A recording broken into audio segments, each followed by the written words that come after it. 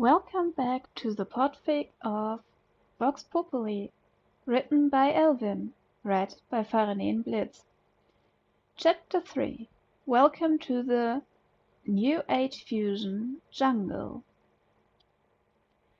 New blood, someone laughed. Desmond sighed, raising his head up from where it had been dropped against the table in the food court to get a good look at the man speaking to him, and looking up. The guy was a bruiser, and the memory of the large gods in Italy with the hefty battle axes came to mind unbidden. "So, what are you in for?" "Wrong place, wrong time," Desmond replied tiredly. He hurt all over. The therapy exercises had recently gotten more and more rigorous as he'd made progress. It was also his first day going through the Gen Pop routine.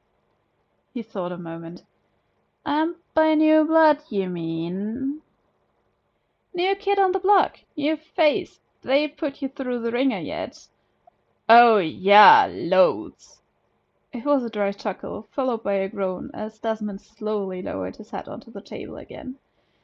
He'd thought about making a comment on his actually being old blood in regards to Abstergo, but the fact of the matter was that if they knew he'd been transferred from crit care, he'd be dead within the week. And frankly, Desmond wanted to know what the Templars were up to.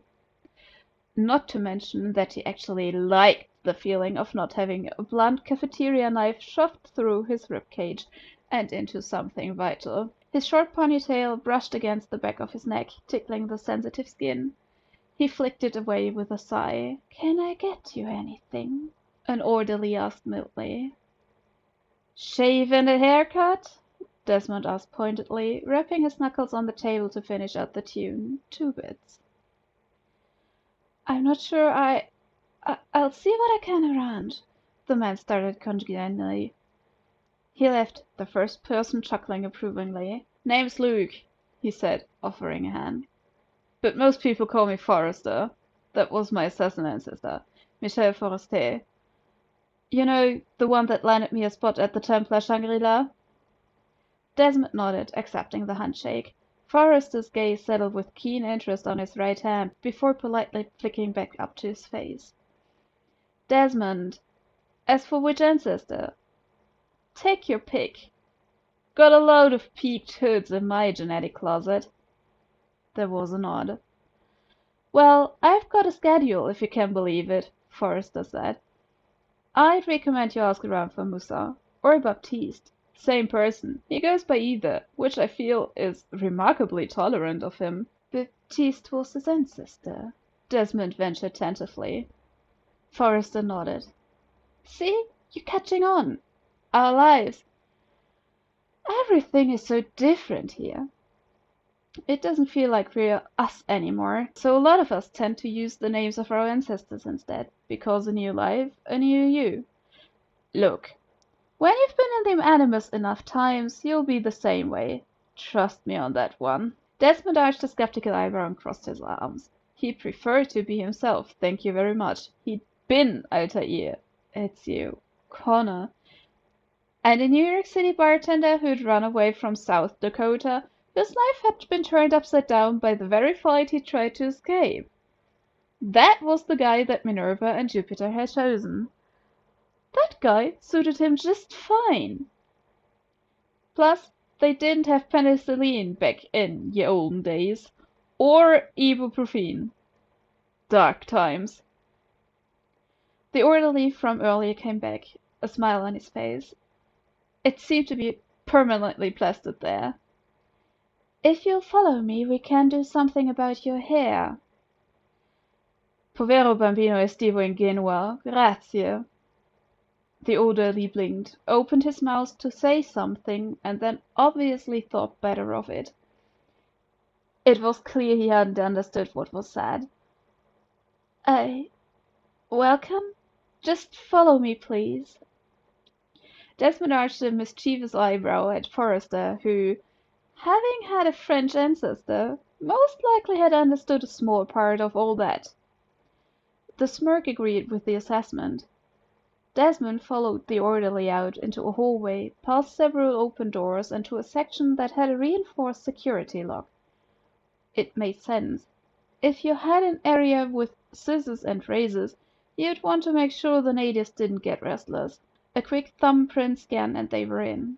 The place looked more like an examination room than a salon, but the table was filled with hair care products instead of swabs and gloves. So that boded well in the scheme of things. Any particular style? The woman looked as if she'd rather be doing something else. She probably got paid more at her regular job anyway. Very short, with a bit left slightly longer and tufty in the bangs. No facial. Desmond cracked a forced smile. I'm sure you've got pictures from before my coma experience to go on. She frowned, then motioned for the orderly to look something up on the computer situated on the table at the back of the room. Sure enough, there were a few pictures taken at different angles. She gestured to them. Are these it? Desmond got into the seat and leaned back, pretending to be interested by the ceiling. Grand Theft Auto me. The orderly snorted with suppressed laughter, and Desmond got the feeling he'd be simultaneously their greatest source of entertainment and unnecessary issues. He could live with that.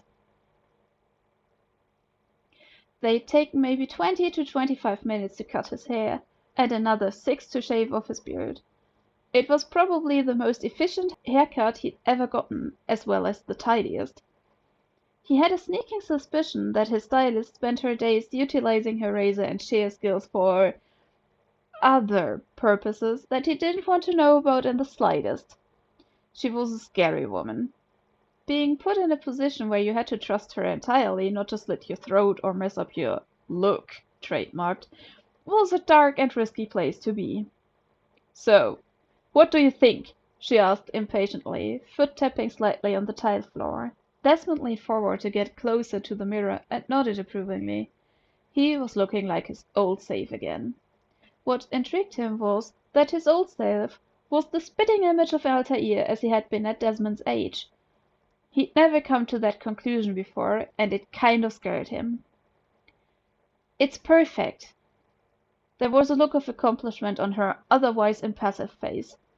The orderly pushed himself up off the wall, and the two of them left her be as they made their way back to the part of the complex where Desmond was allowed to have a semi-free run of the place with the other subjects. The door quickly hissed shut with a beeping chirp as the lock secured behind them. Things, Desmond murmured distractedly. He was scanning for one person in particular.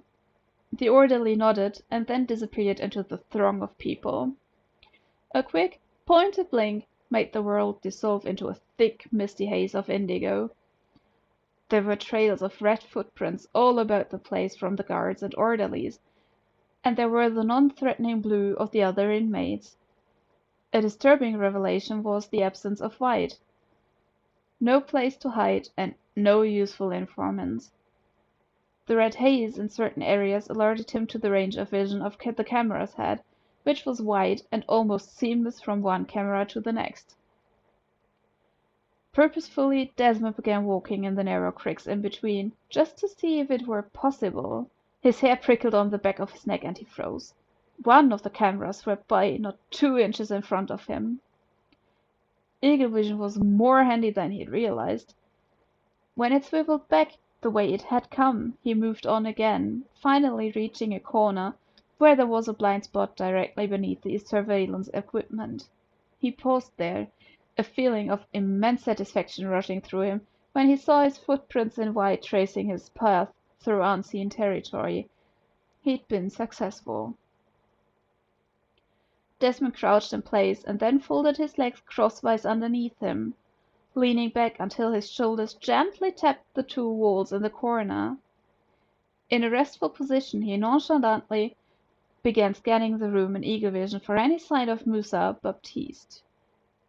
A few minutes, maybe half an hour later, a man walked into the commons area and lit up in bright gold.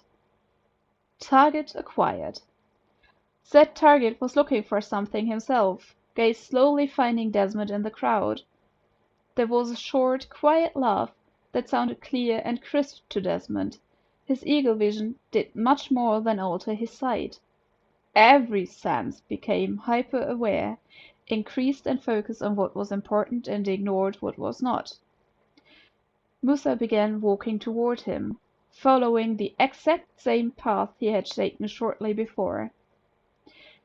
Musa came to the place of the unseen, and sat as well, leaning his back against the wall, and sticking his legs out straight in front of him, just within the boundaries of the blind spot. "Thank you," he murmured quietly without preamble. Desmond flicked off the eagle vision, Musa still shimmering a vague gold, as if he'd been coated in pixie dust. "Now all I need is a little faith and trust, and we can fly out of here." "For what?" Desmond asked tentatively. Musa looked directly into his eyes and smiled. It was a sad sort of smile. The man was in his late 40s at least, and his mid-50s at most. His dark skin wrinkled about the eyes and mouth into laughter lines from a life that had given him some great joy. His beard was short and richly silver, though the part covering his upper lip was still a lightning black. He'd seen a lot and done a lot. Desmond was reminded of Achilles because of that same sense of sad fulfillment a lengthy life had brought. "Thank you for preventing the world from burning," Musa replied. Notes. Language translations. Povero bambino estivo ingenuo. Poor naive summer child. Grazie. Thanks.